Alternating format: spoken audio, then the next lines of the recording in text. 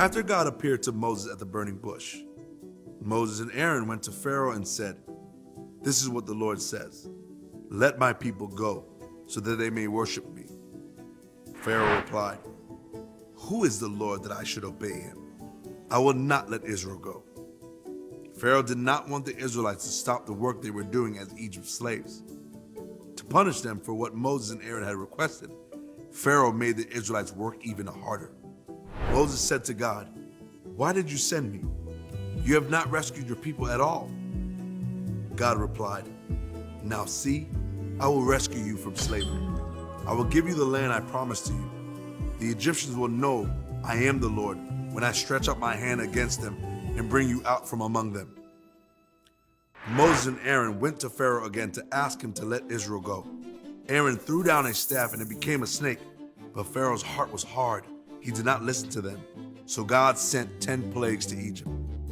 First, the Nile River turned to blood. No one could drink the water. Then frogs came and covered the land of Egypt. For the third plague, the dust became gnats. After that, swarms of flies came to the Egyptians' houses and land. In the fifth plague, the Egyptians' horses, donkeys, camels, herds, and flocks died. For the next plague, painful boils appeared on the Egyptian people and animals. In the seventh plague, hail and thunderstorms ruined many crops.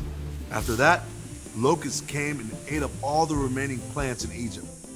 For the ninth plague, deep darkness covered the land. Each time these terrible things happened, Pharaoh refused to let the people go.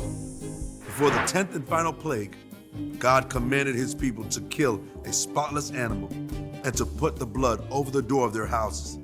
He told them to get dressed and to eat their meal of meat and unleavened bread with their sandals on, ready to go. That night, God passed through Egypt, and the firstborn son of each family died. If there was blood over the door, then God passed over, and the firstborn did not die. There was loud wailing in Egypt from those who woke up to the firstborn son dead. Pharaoh finally told Moses and Aaron that God's people could go. God rescued his people from slavery in Egypt. Because of Pharaoh's hard heart, Egypt suffered, but God's people were saved. Because of Jesus' loving heart, he willingly suffered on the cross so we could be saved from sin. His blood saves us from our sin, just as the Passover lamb's blood saved the firstborn of the Israelites.